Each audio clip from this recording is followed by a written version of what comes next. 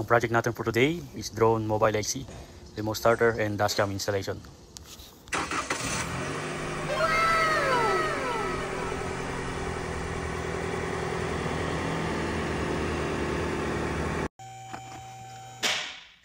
Ito yung ating front dashcam. Lalagyan natin dyan.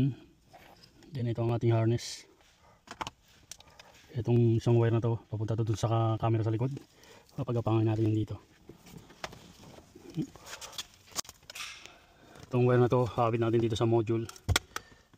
Ito positive and negative. Sa installation ng remote starter, kailangan marunong ka magtusok-tusok. Hanapin ang positive, 12 volts, ignition and good ground.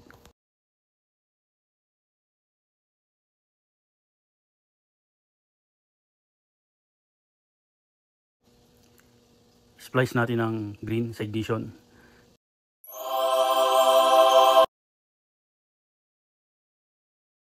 Red sa positive 12 volts and black sa ground.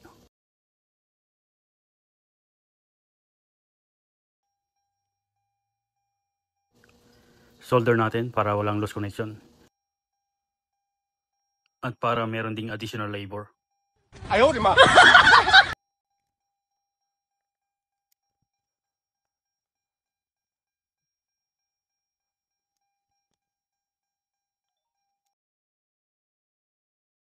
At higit sa lahat, huwag natin kalimutang balutan ng electrical tape para maiwasan ang short circuit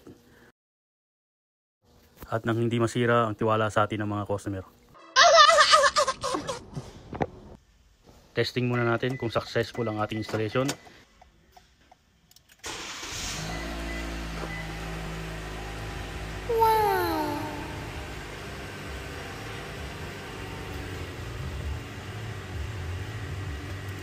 And activation ng drone mobile remote starter. Lock and unlock.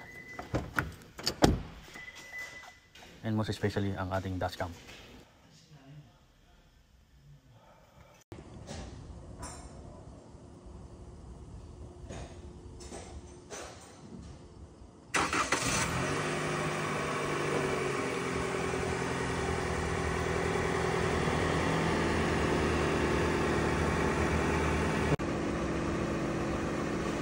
Thank you for another one satisfied customer.